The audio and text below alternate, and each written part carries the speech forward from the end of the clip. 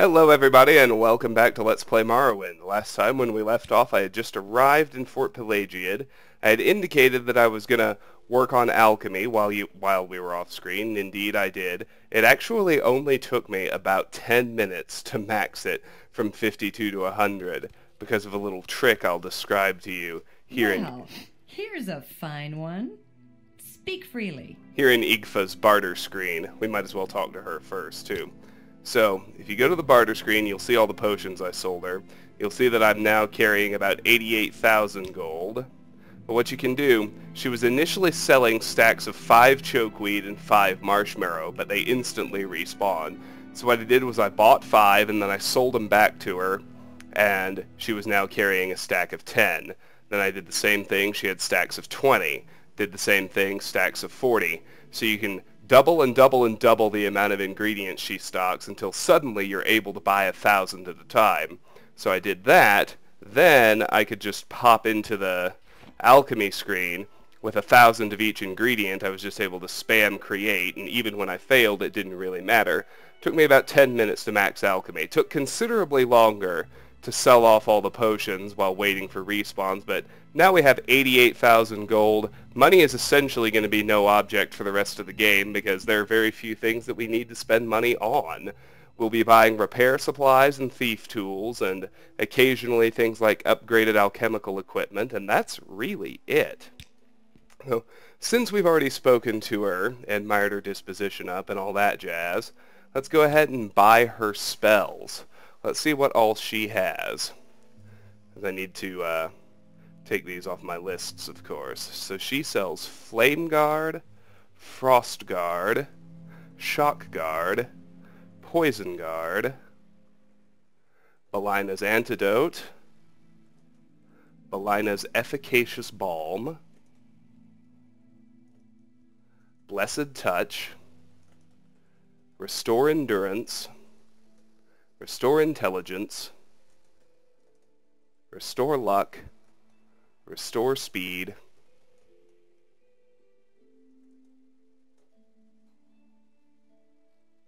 Restore Strength, Righteousness, and Realm's Cure.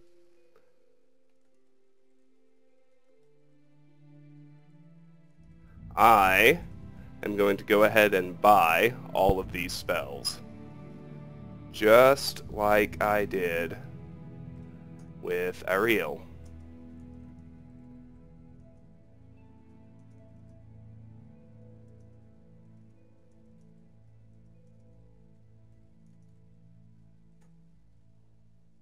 Alright, here we go.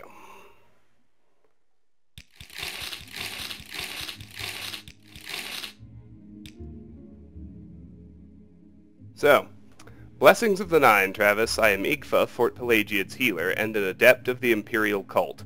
I barter for potions and other goods and can teach a number of spells. All proceeds go to the benefit of the Imperial Cult and its many worthwhile projects. Would you like to join the Imperial Cult? Background. I am Igfa, healer and adept of the Imperial Cult. Imperial Cult. Pelagiad's Imperial Cult Shrine is here in Fort Pelagiad behind that door over there. The healing altar cures disease and poison, and Igfa, the healer, sells cure potions. Cure potions. Cure potions remove diseases and harmful conditions. Cure potions include cure poison, cure common disease, cure paralyzation, and cure blight disease. Blight disease. The 4 blight diseases I've seen here on Vardenfell are Ash Chancre, Chanthrax, Blackheart, Ash Woe. They're all contracted from blighted creatures or from exposure to blight storms. You don't have to worry about blight storms unless you're entering the Red Mountain region. You need resistance to blight disease protections to go there. Ash Woe.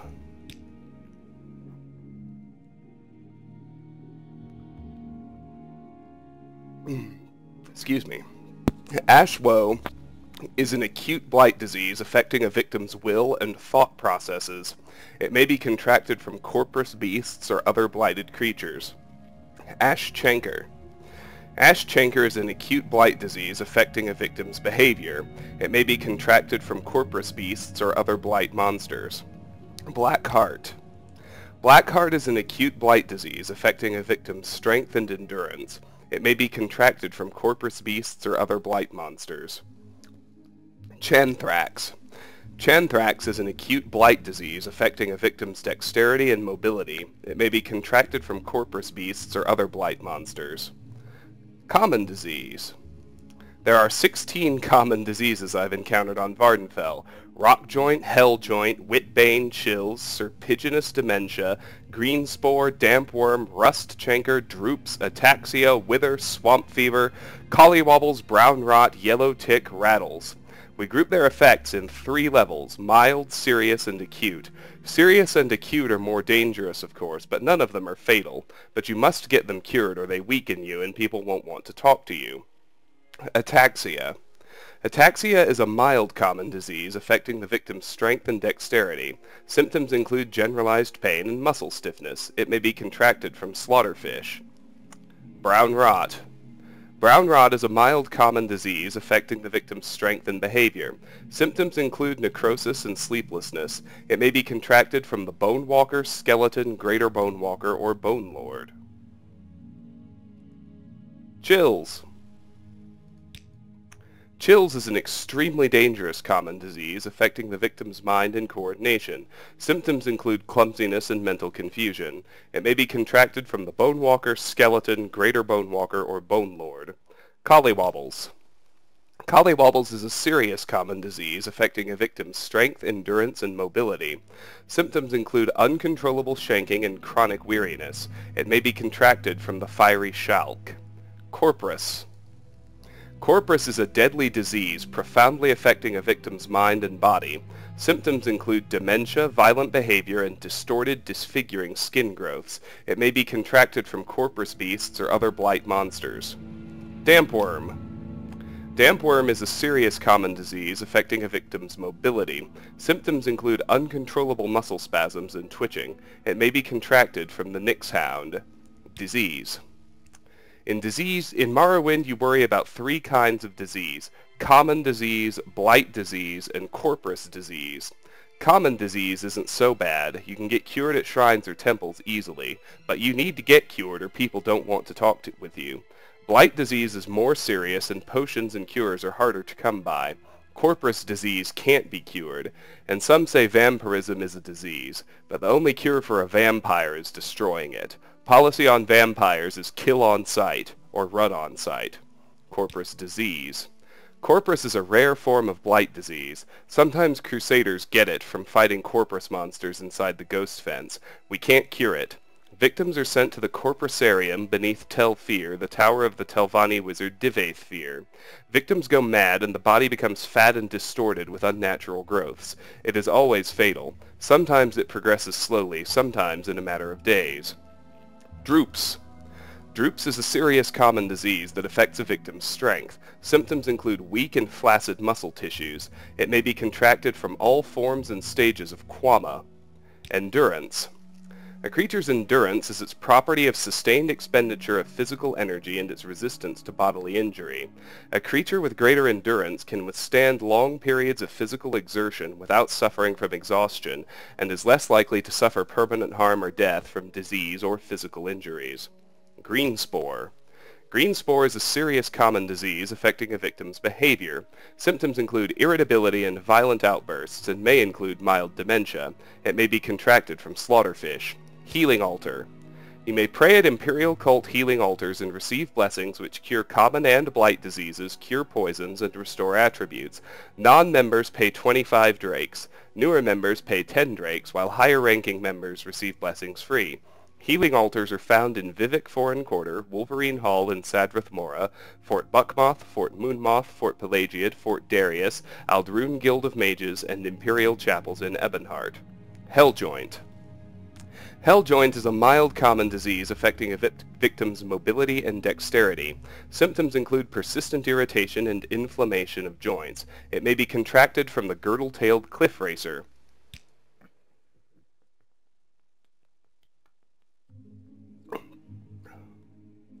We already did Imperial Cult.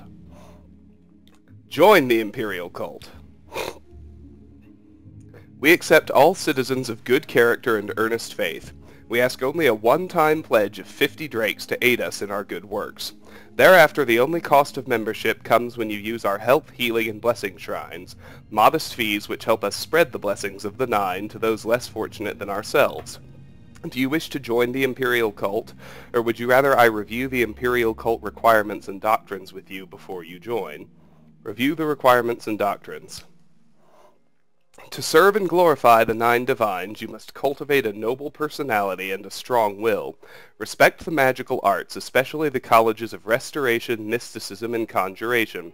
Those who swear to avoid bloodshed, to take the field unarmored, to fight only with blunt weapons are especially praiseworthy. Knowledge of enchantments and the gift of diplomatic speech are other qualities we look for in our initiates. Our doctrines are simple. We acknowledge the divinity of the Nine Divines, Akatosh, Dibella, Arche, Zenithar, Mara, Stendar, Kinnereth, Julianos, and Tiber Septim. We preach the nine virtues, humility, inspiration, piety, work, compassion, justice, ambition, learning, and civility.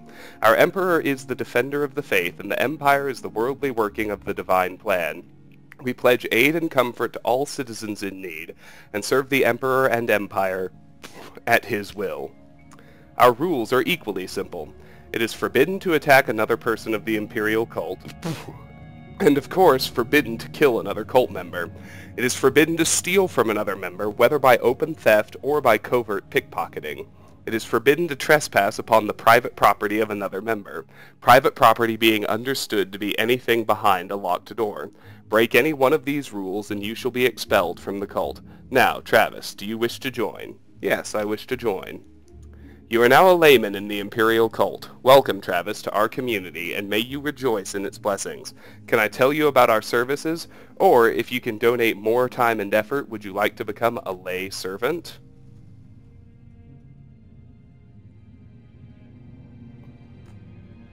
Just taking some notes here. 50 gold has been removed from your inventory, your journal has been updated. For My Gods and Emperor has been added to your inventory, your journal has been updated. We'll need to remember to read that book when we exit dialogue with her, though she gave us a lot more stuff to ask about, of course. So, Akatosh. Akatosh, the dragon god of time, is the chief deity of the Nine Divines. Arche. Arche, god of the cycle of life and death, is the deity associated with burials and funeral rites and is responsible for the progression of the seasons. His priests are staunch opponents of necromancy and all forms of the undead. We've done all those. Done all those. Dibella. Dibella, the goddess of beauty, is the most popular god of the Nine Divines. In Cyrodiil, she has nearly a dozen different cults, some devoted to women, some to artists and aesthetics, and others to erotic instruction. Empire. The Empire is the greatest achievement in history. Thanks to the Emperor, the legions, and the rule of law, we've had peace and prosperity for centuries. Health. A creature's health is a measure of its capacity to withstand physical punishment. A creature with weak health succumbs easily to disease or injury, while a creature with exceptional health can endure and survive deadly diseases and injuries. Alright. Julianos. Julianos, god of wisdom and logic, is the deity of literature, law, history, sorcery, enchantment, and alchemy. Monastic orders founded by Tiber Septim and dedicated to Julianos are the keepers of the Elder Scrolls. Kinnereth. Kinnereth, goddess of air, is the deity of the heavens, the winds, the elements, and the unseen spirits of the air. Patron of sailors and travelers, Kinnereth is invoked for auspicious stars at birth and for good fortune in daily life. Latest rumors. Nothing new there. Little advice. Don't fight when you're tired. Don't try to cast spells when you're tired. You'll fail much more often when you're tired. That's why veterans always carry a couple of Restore Fatigue Potions for an emergency. Fatigue Potions. A creature's fatigue is a measure of its capacity for extended physical exertion. The greater a creature's fatigue attribute, the longer it can run, swim, and fight. Potions is a different one, alright? Little secret. Mara. Mara, goddess of love, is the mother goddess, patron of the bountiful earth, and source of mortal compassion and understanding. She is associated with Nyr of the Anuad, the female principle of the cosmos that gave birth to creation. Morrowind lore. About 50% of Vardenfell's inhabitants are Dunmer. The other half are Redguard, Breton, Nord, Altmer, Dunmer, Bosmer, Imperial, Khajiit, Argonian, and Orc in roughly equal proportion. The inclusion of Dunmer there must be an oversight. My trade. I am a healer. I have sworn solemn oaths in the College of Restoration to heal the afflicted and cure the diseased, but I have also studied both the unarmed, unarmored martial arts of the Khajiit and the light-armored and blunt weapon styles of the Imperial West, both for self-defense and for disabling or killing dangerous opponents. I sell spells, and I am a spell maker who creates spells to your specifications. I can also teach you in my skills for a fee. Martial arts. The unarmed, unarmored martial arts traditions of the Marshmarrow, Salt Rice, and Golden Reed societies of the Dissident Priest, patterned on the Rain of Sand fighting styles of elsewhere, are slow to be adopted in the Empire, associated as they are with the ascetic renunciation of worldly wealth and material goods, and the rigid disciplines and mystical philosophies so alien to the Imperial West. Interesting.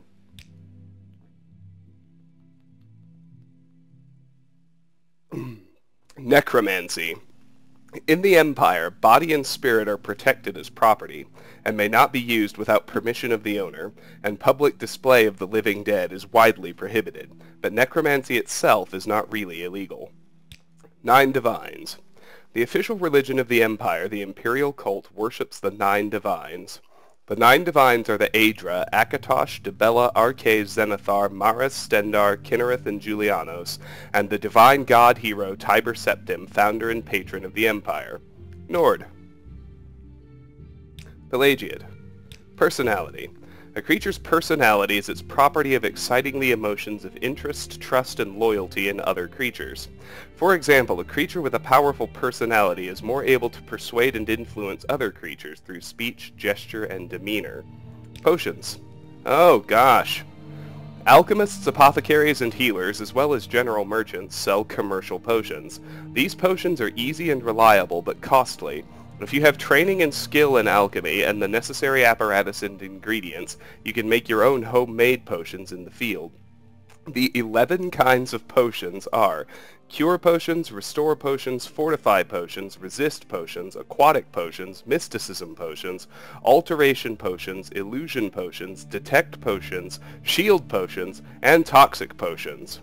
Oh shoot, we have to start at the top again. Alteration Potions. Alteration Potions provide beneficial magical effects from the domain of the Arcane College of Alteration. Alteration Potions include Burden, Feather, and Levitate. Aquatic Potions.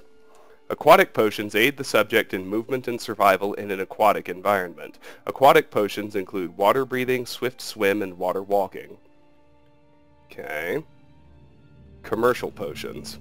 Commercial potions are guaranteed effective. Most come in 5 commercial grades: bargain, cheap, standard, quality, and exclusive, increasing in effectiveness and duration according to quality and expense.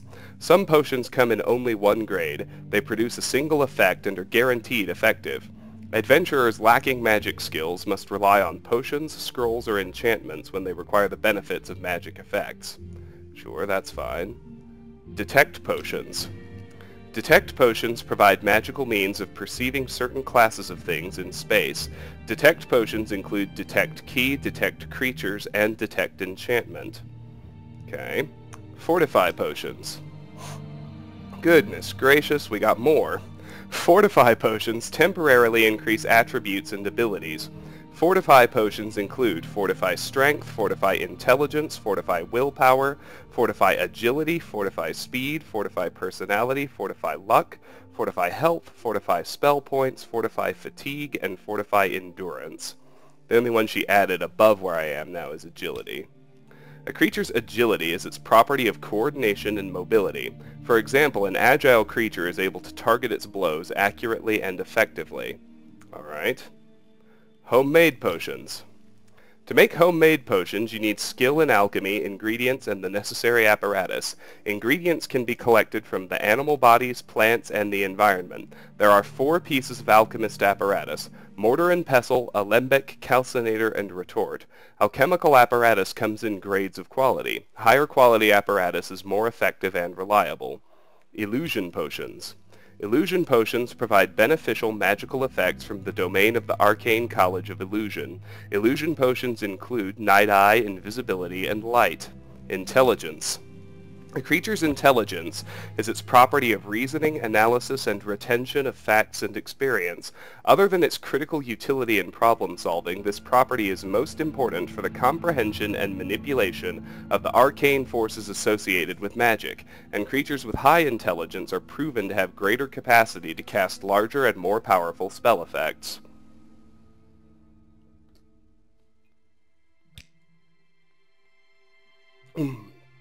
Luck. Excuse me. A creature's luck is its property of aligning itself with the subtle currents of fate and destiny. This is the most subtle of fundamental attributes, and can only be judged by observation of the favorable and unfavorable outcomes of a creature's actions over a long period of time. Fundamental attributes.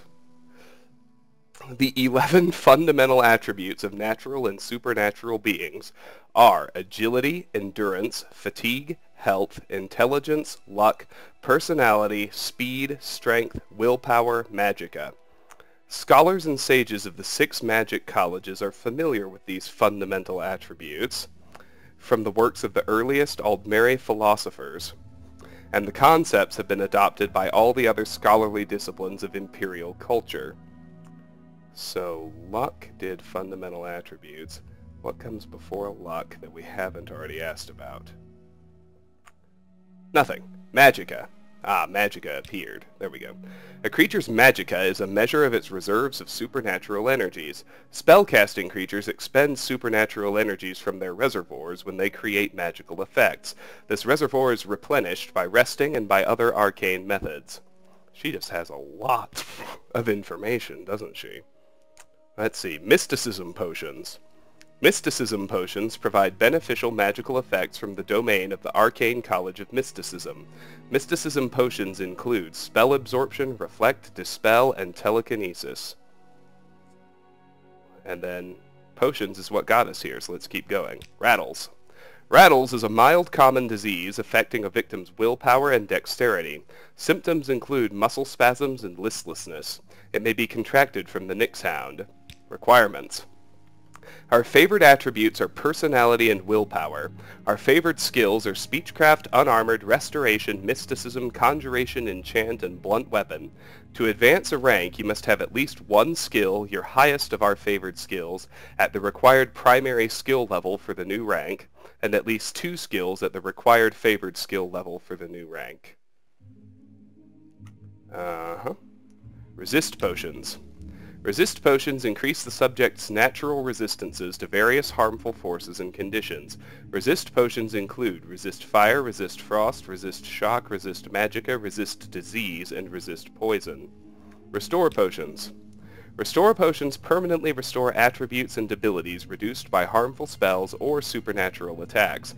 Restore potions include restore strength, restore intelligence, restore willpower, restore agility, restore speed, restore personality, restore luck, restore health, restore spell points, restore fatigue, and restore endurance. Rock joint. Rock joint is an acute common disease affecting a victim's manual dexterity. Symptoms include painful swelling and immobility of all joints. It may be contracted from the domesticated guar or dusky owlet. Rust chancre.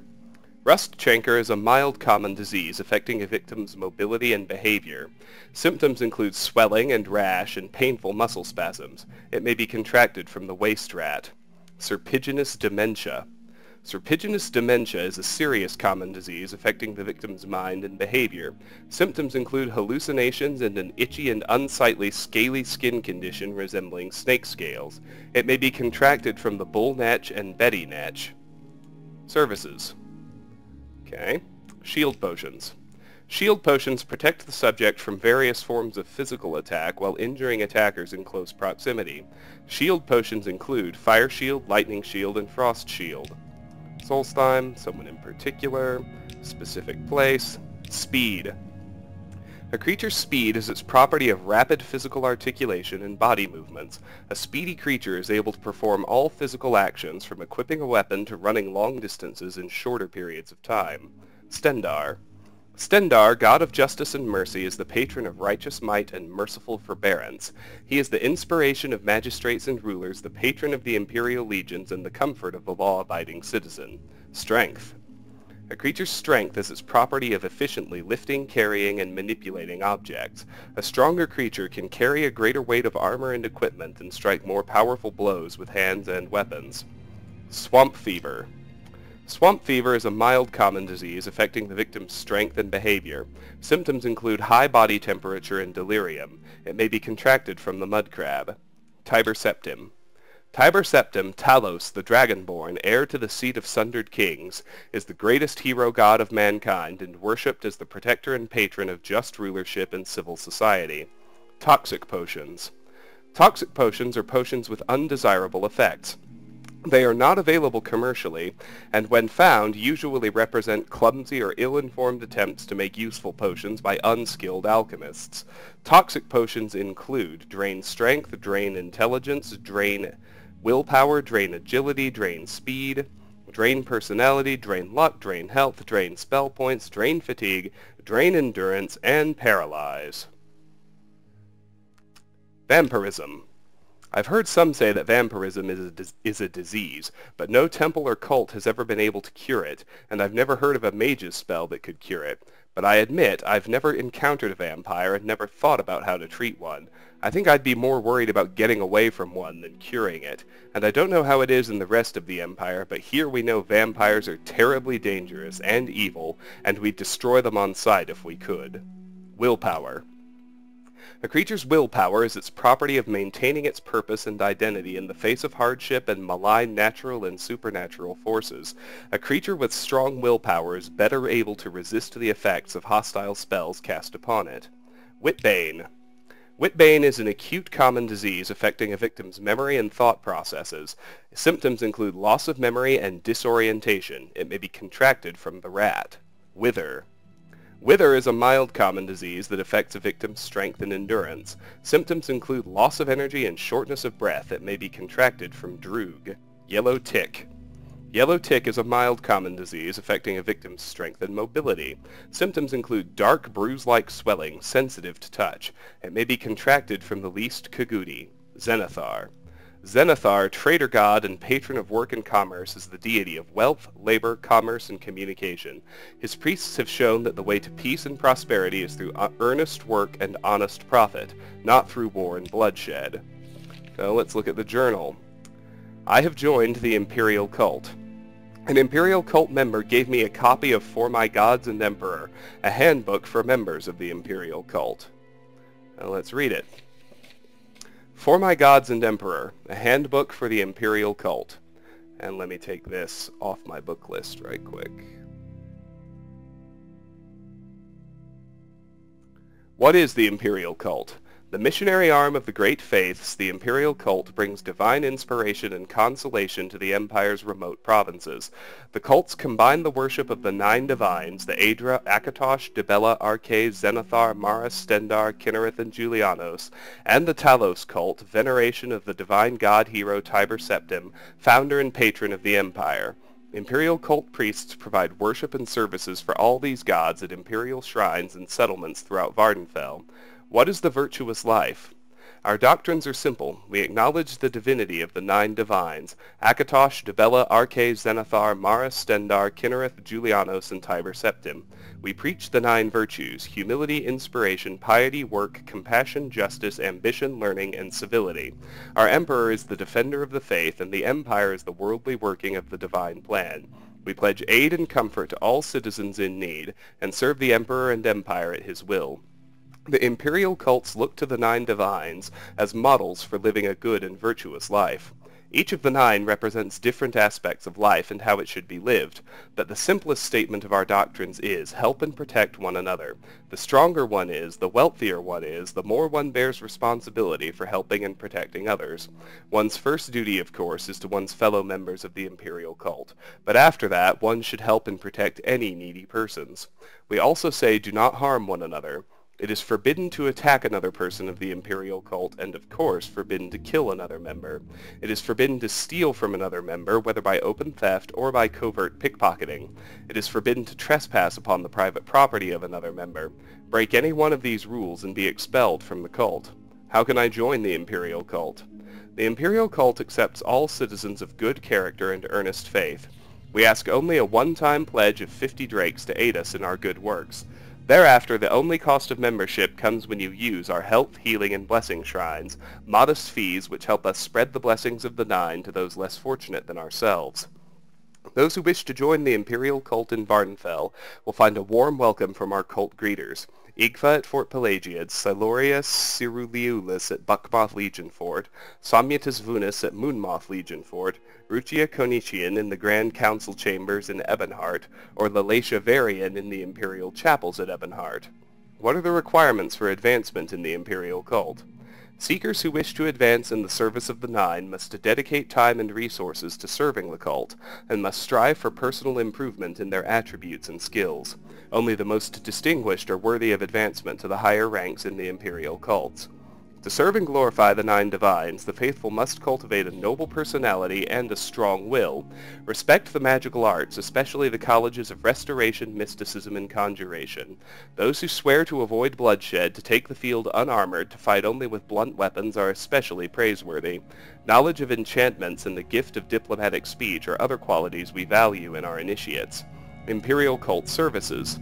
You can find Imperial Cult services in Buckmoth Legion Fort, Moonmoth Legion Fort, Pelagiad Legion Fort, Nissus Legion Fort, Wolverine Hall in Sadrith Mora, Vivek Foreign Quarter, and Imperial Chapels in Ebonheart. Seek training at Wolverine Hall, Buckmoth Fort, Moonmoth Fort, Ebonheart Imperial Chapels, Governor's Hall in Caldera, and Ald Valathi Outpost. Many Imperial Cult locations have healing altars. You may pray at Imperial Cult healing altars and receive blessings which cure common and blight diseases, cure poisons, and restore damaged attributes. Non-members pay 25 drakes. Newer members pay 10 drakes, while higher-ranking members receive blessings free.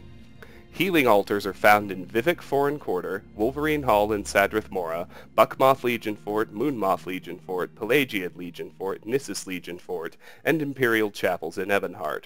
Opportunities for service. Lay healers gather ingredients for health and healing potions and minister to the sick and hurt in poor and isolated communities. It is difficult and sometimes dangerous work, but the spiritual rewards are great. Lay healers need only the skills of the prudent traveler, being often on the road and in the wilderness, gathering herbs and potion components. They should avoid trouble where possible, and so need not be masters of the arts of war. Those interested should speak to Sinolian Tunifus at the Imperial Chapels in Ebonheart. Almoners gather alms from members and friends of the faith. We depend on donations to fund most of our good works. Almoners who are successful at bringing in generous donations may rise in the ranks of Imperial Cult service. Almoners must travel in town and village and should be skilled in persuasion and mercantile matters. Also, almoners with personal wealth are in a position to better serve the cult. Those interested should speak to Iulus Truptor at the Imperial Chapels in Ebonheart. A shrine sergeant helps keep order at the shrines, carries messages and packages, and sometimes escorts priests and lay servants on dangerous missions. This occasional service is ideal for bold, free-spirited adventurers. Shrine sergeants are called upon to serve the Nine with weapon, armor, and spell. New shrine sergeants are given the easiest tasks, but later, missions may demand higher levels of combat proficiency. Those interested should speak to Kay at the Imperial Chapels in Ebonheart. Oracle's quests are the most demanding of all Imperial Cult missions. Only members of the higher ranks are invited to assist the Oracle, and the challenges require the skill and courage found only in heroes of legend. How do the Imperial Cults view the other factions of Vardenfell? The Imperial Cults have a very close relationship with the Imperial Legions, and a friendly and supportive relationship with the Imperial Guilds, especially the Fighters and Mages Guilds. We also have a friendly and supportive relationship with House Lalu, which strongly supports the Emperor and Imperial principles. Though we cannot condone the actions of the Thieves Guild, we praise their faithful dedication to the Emperor and to Imperial culture. The Imperial cults have the greatest respect for the high moral principles of House Redoran and the Morag Tong, and honors their different but noble conceptions of divine inspiration. We disapprove of the primitive heathen beliefs of the Ashlanders, and of the impious and inhumane practices of the Telvanni.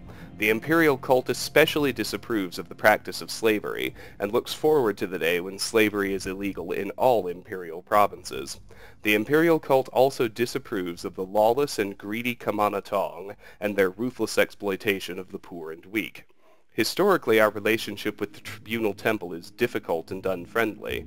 Though the Imperial cults acknowledge the lords and saints of the Tribunal pantheon as worthy inspirations, the Temple falsely insists that theirs is the one true faith, and that the Imperial cults worship false gods. So there you go.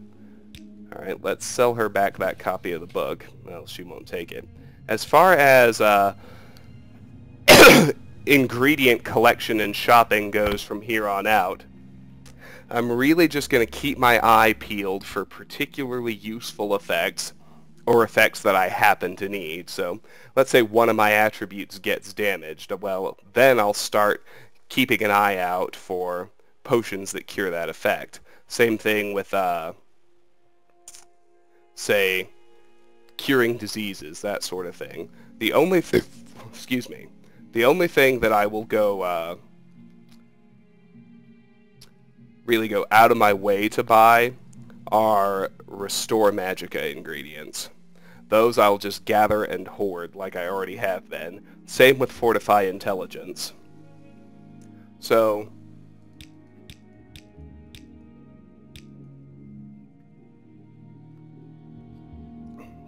yeah, she doesn't really have anything I need.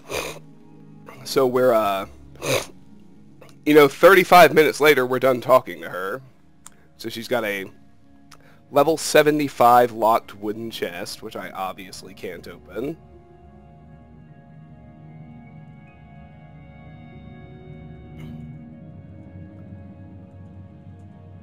Ooh, that was a lot of info.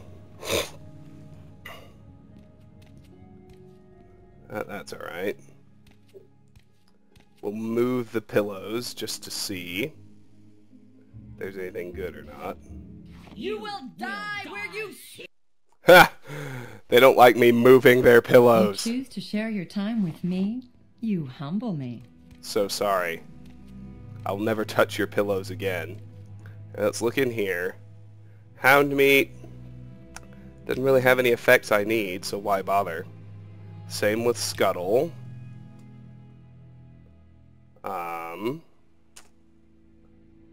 I can see where water breathing will be useful, so I'll take that.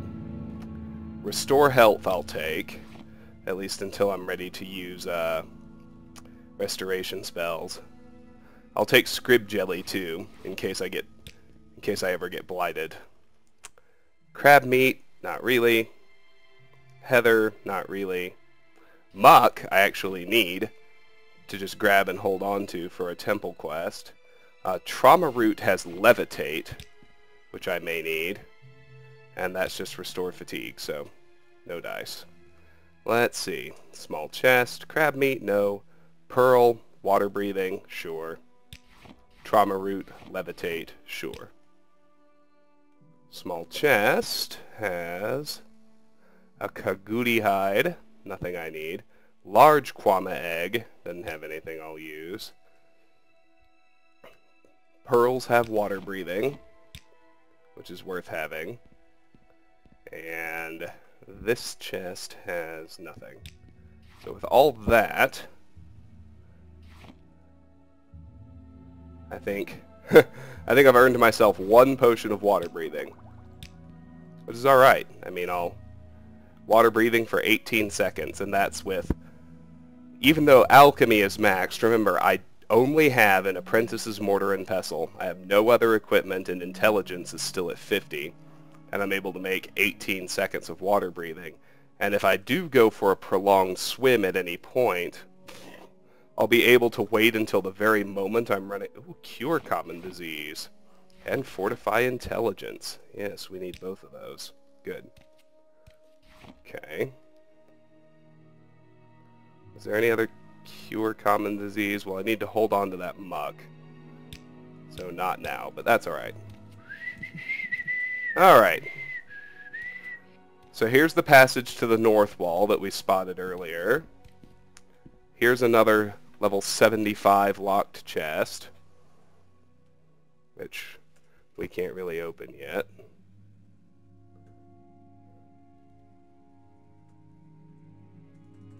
Just trying to keep my notes in order.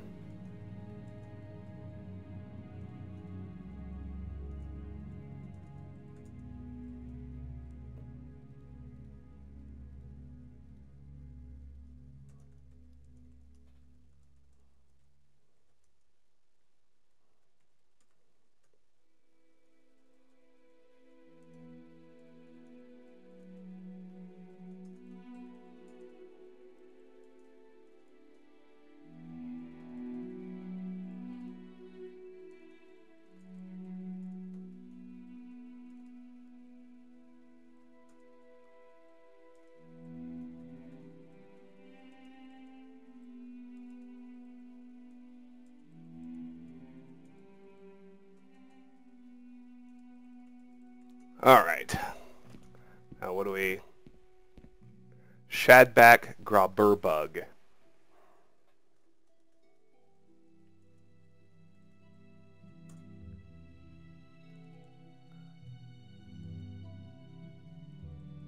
And then I think we're actually going to want some of this armor too.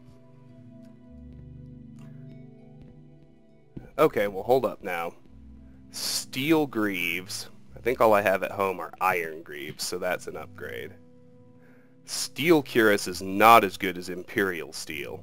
Steel Helm is not as good as Imperial Steel. I have an Imperial Chain Coif.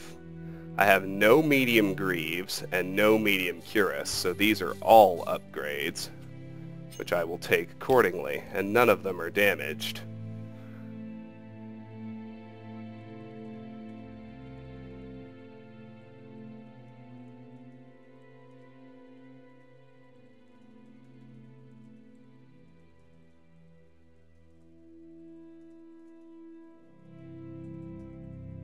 Alright.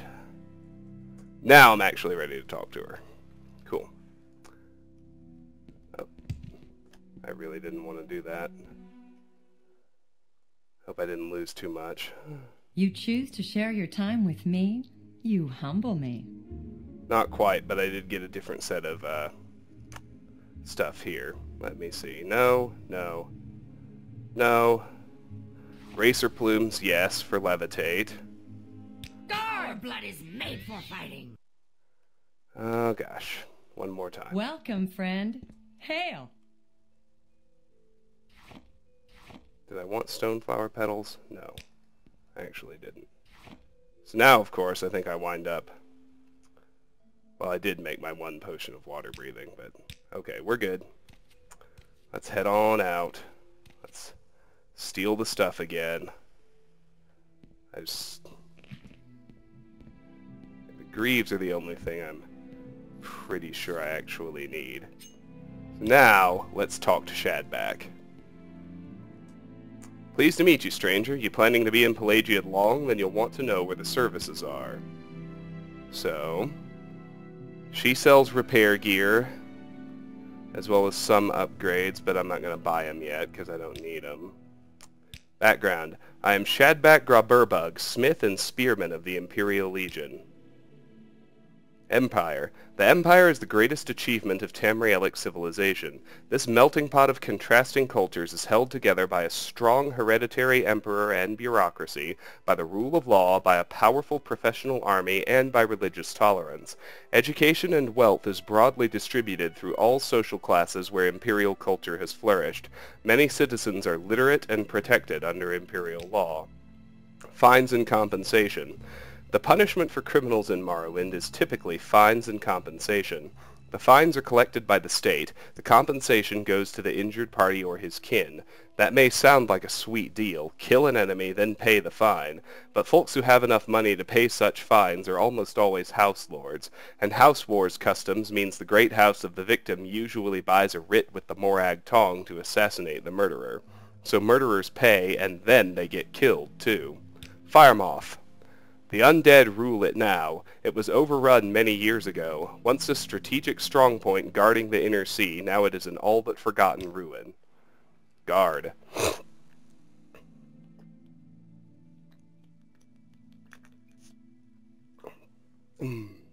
Guards keep the peace and chase down criminals. Each district has its own guards. Legion troopers in Imperial districts, Ordinators in Temple districts, Redoran, Hlalu, and Telvanni guards in their own house districts. Guards collect fines and compensation, or drag you off to prison if you can't pay. Imperial Cult, Imperial Legion. Join the Imperial Legion. Latest rumors. Promotions come quickly in the Legion if you don't screw up, and they also hand out some pretty choice armor when you get promoted. Little advice. Little secret. Morrowind lore. The Ashlanders worship their ancestors. Ashlander tribes are led by their Ashcan war chiefs and guided by the wisdom and prophecies of their wise women. My trade. Necromancy.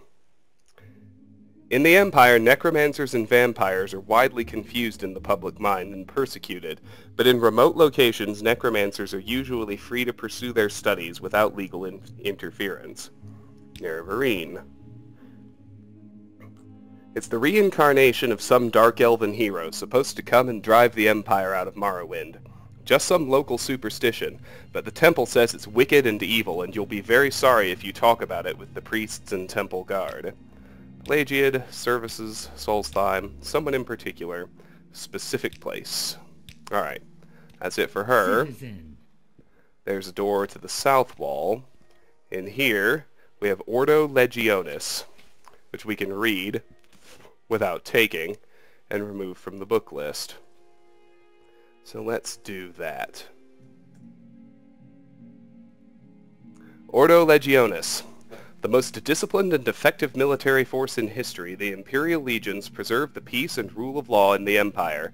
At need, the Legion garrisons can be swiftly mobilized to protect against invasions or internal disorders, but in Vvardenfell district of Morrowind, the local forts help to ensure law and order, providing guards to supplement the local guard units of the Temple and Great Houses Hlalu, Redoran, and Telvanni. There are 5 Legion garrisons in Vvardenfell district. The 3 town garrisons, Moonmoth Legion Fort in Balmora, Buckmoth Legion Fort in Aldrune, and Fort Pelagiad in Pelagiad are at full complement. The Hawkmoth Legion, garrisoned at Castle Ebonheart, is an elite honor guard unit and also at full complement. The frontier installation, Fort Darius in Nissus Village, is currently the only understrength garrison on Vvardenfell. Qualified citizens seeking enlistment in the Imperial Legion should apply to the commander of that garrison, General Darius. The Legion selects candidates on the basis of superior endurance, the soldierly virtue and trustworthy personality, the citizen's virtue, for service in the Legion is the model for the duties of Imperial citizenship. Troopers are expected to demonstrate mastery of the long blade, the spear, and blunt weapons. Legion troops train with shield and heavy armor, and so must be skilled at blocking and moving in heavy armor. As a trooper or knight, you must master the long blade, spear, and blunt weapons. You must block whatever blows you can, and take unblocked blows upon your heavy armor. Recruit must also be proficient at athletics, both to march long distances with heavy packs, and to advance and maneuver, charge and retreat on the field of battle. So there's that. Here's your Imperial Cult altar, where we can make a donation of 10 drakes and receive any of the 3 blessings she discussed. There's some bread to restore fatigue, not needed. That's it for this main room, but you'll notice there is an upstairs and a downstairs. Well, let's go downstairs first. Over here, we can check out these crates. There's a silver flame skewer, which is definitely an upgrade compared to our steel viper skewer.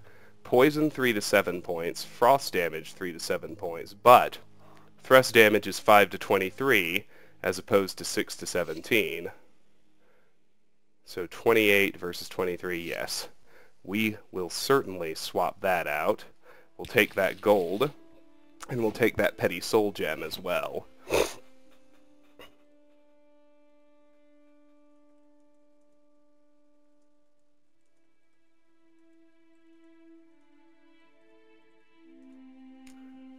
Alrighty, awesome. Let's retool our hotkeys. So, silver flame skewer is at 1.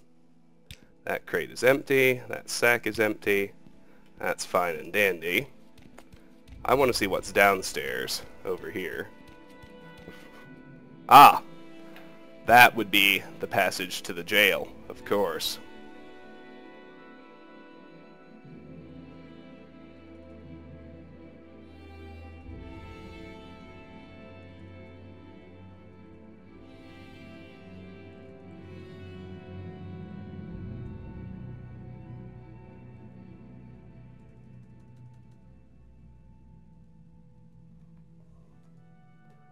Alright, let's check these crates.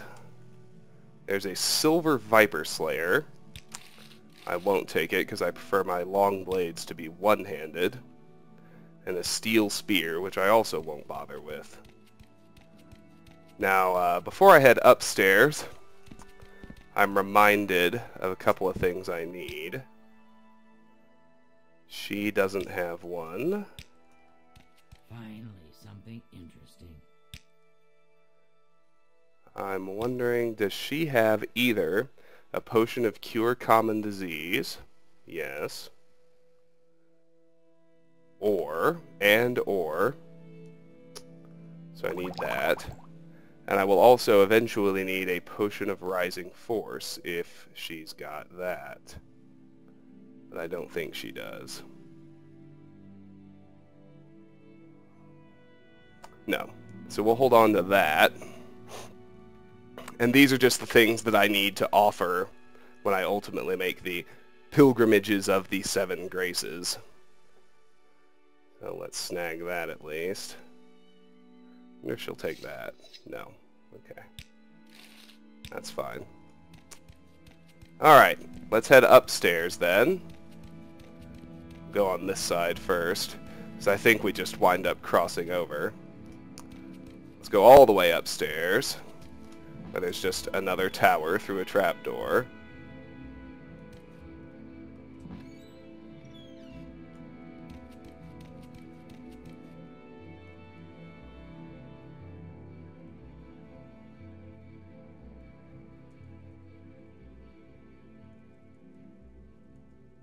Now, what is this dude's name? Just one dude to talk to up here. Nothing really important on his table. Let's look here. Fortify fatigue, restore health, Flynn. No, but I do want his gold. I should be quick saving just in case I get spotted. Hound meat, not needed. Hound meat, not needed. Large Kwama egg, nah. Small Kwama egg, no. Hackle low leaf has water breathing. That's worth having. Let's make 5 potions of water breathing. We're guaranteed success now, of course, which is always nice. Let's head over here. We have a level 40 locked... We have 2 level 40 locked chests. I think I can unlock both of them.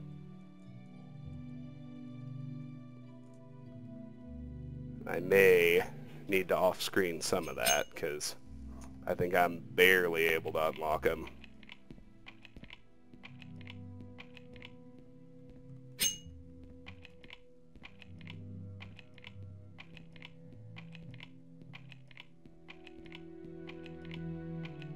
Yeah, see.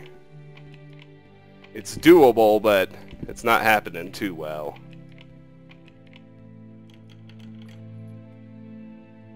There's one.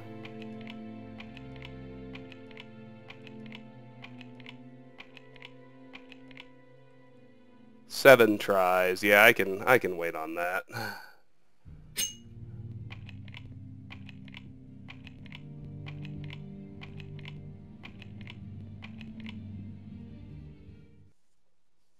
So I have plenty of lockpicks sitting at home too. Oops.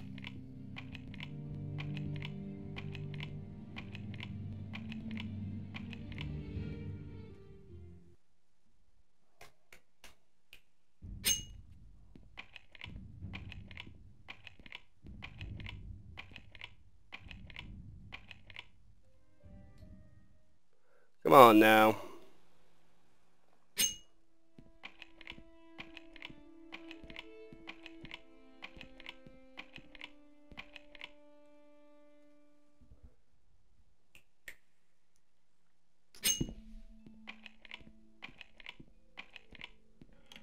There we go. Perfect. Alright, let's search these two.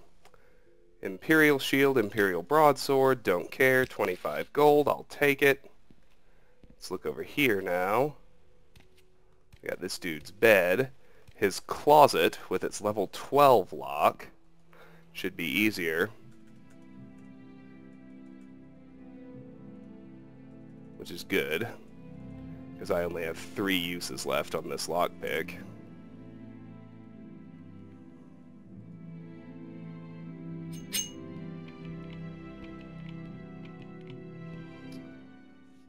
But I still think we'll be able to get it.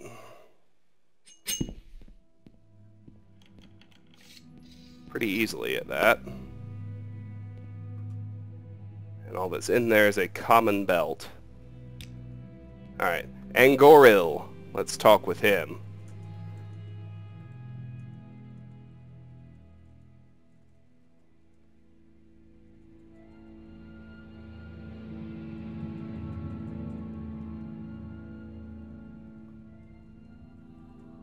At least I think he's the last person to speak with. Welcome, Outlander. What brings you to Pelagiad? Can I help you find a specific place? You do not have the good fortune to be a member, Travis, so you must seek elsewhere for your services. Altmer. Background. I am Angoril, Master-at-Arms and Knight Protector of the Imperial Legion. Empire, Fines and Compensation. Same text, but now we've got the topic fines. The punishment for criminals in Morrowind is typically fines. Fines are collected by the state, and compensation is paid to the injured party or his kin. Firemoth, Guard, Imperial Cult, Imperial Legion, join the Imperial Legion, latest rumors, little advice. Looking for work, we've got that, but we got the topic Fighters Guild. Training, goods, and services are cheaper for Fighters Guild members, and the guild stewards know where to find work. Fair enough. Little secret. Morrowind lore. Ashlanders are nomadic barbarians living in camps of small portable huts. My trade. Whoa! I am a master-at-arms. I am a master of all the basic hand weapon types. Long blades, short blades, axes, blunt weapons, and spears. I am willing to train with weapons for a fee. Let's go back up here. Axes. Only 2 types of axe are common here, the one-handed war axe and the two-handed battle axe. Use the war axe with a shield or use the two-handed battle axe for maximum effect. Blunt weapons. Clubs and staves are cheap, easy-to-master, all-purpose weapons for travelers and militias. The mace and morning star are one-handed, the warhammer is two-handed, slow, and heavy. All 3 are proper weapons for professional warriors. Rank them by effectiveness as club, staff, mace, morning star, and warhammer, with club least effective. Long blades. The broadsword, saber, longsword, and claymore are Western weapons. The katana and daikatana are Akaviri-style blades. Long blades, one-handed or two-handed, are the most common weapons here. The claymore and daikatana are two-handed weapons and relatively heavy and slow. The rest are one-handed.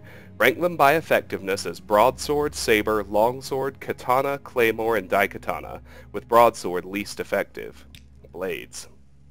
The blades are the Emperor's spies. They're everywhere, but no one knows who they are. That's fun. Necromancy. In the Empire, mages may legally purchase corpses and souls for philosophical research and may do with them as they wish in private. Nerevarine, Pelagiad. Requirements. The Legion selects for endurance, the soldierly virtue, and personality, the citizen's virtue. For service in the Legion is the model for the duties of Imperial citizenship. As a trooper or knight, you must master the long blade, spear, and blunt weapons. You must block whatever blows you can and take unblocked blows upon your heavy armor. The Legion recruit must also be athletic to evade, maneuver, and charge on the field of battle. Services, short blades. The dagger and short sword are Western Imperial weapons. The tanto and wakizashi are styled after Akaviri blades. These weapons are light and fast, most effective against lightly armored opponents, but a skilled user can outlast more heavily armed and armored opponents. The dagger, tanto, and short sword are thrusting weapons, the wakizashi a chopping and slashing weapon.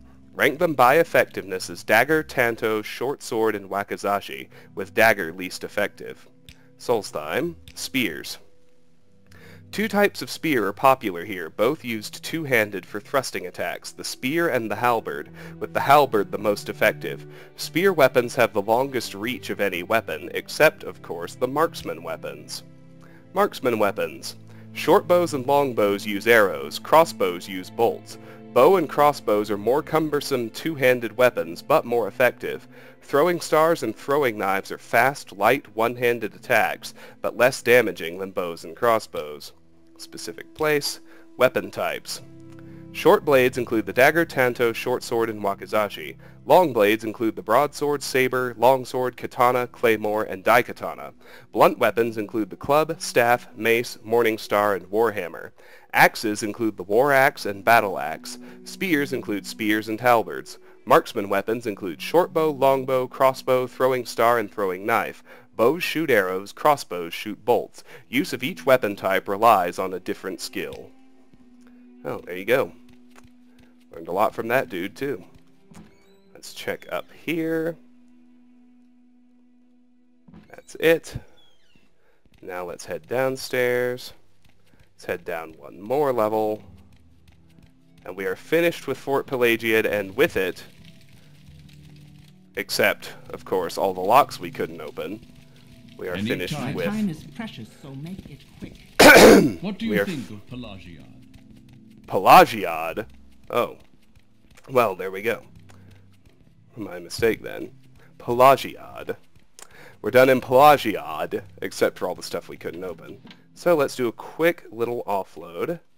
I'm coming over here, swapping out iron greaves for steel greaves. That's an upgrade. And I am plopping down an Imperial chain greaves, an Imperial chain cuirass. I am plopping down muck to save, a potion of cure common disease to save, and I am placing my stack of water-breathing potions here. I'll get them if I know I'm gonna be going for a swim. Let's see. These are my empty soul gems, which I have stashed. I need to be carrying 3, so let's put 4 back down. Repair prongs are fine, probes are fine. I need to grab another journeyman's lockpick.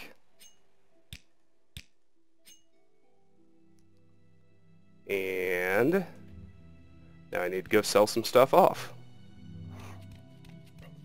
Pretty basic, really. Let's go do that. Then I think off-screen, I'm going to try to grind out unarmored and light armor incidentally a little bit. I'll show you what I'm going to do as soon as I sell all this stuff off. So we can sell that, we can sell those, we can sell that. The rest we're keeping.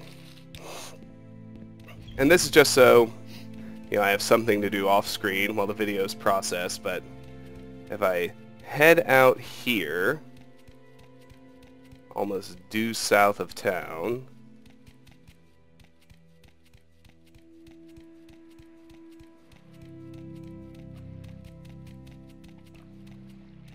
you'll find this pond where there's guaranteed to be a mud crab or 2.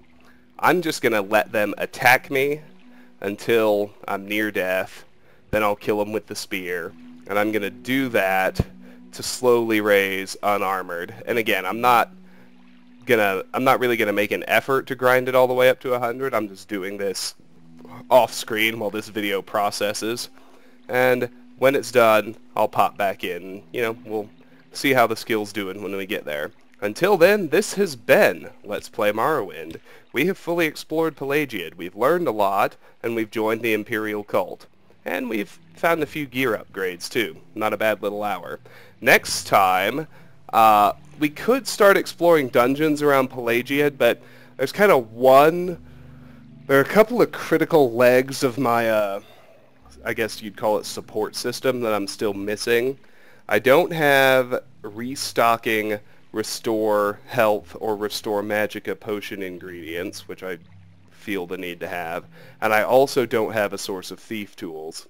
So I kind of want to make my way to Balmora as fast as possible, where I will have access to all those things. So next time we'll disembark from Pelagiad, as the card pronounced it, and make our way to Balmora. Until then, thank you so much for watching. If you enjoy my videos, please consider clicking an ad, liking, sharing, or subscribing, any or all of which really help me out. Regardless, please know that I really do appreciate the time you spend watching, and hope you have a fantastic day. Bye.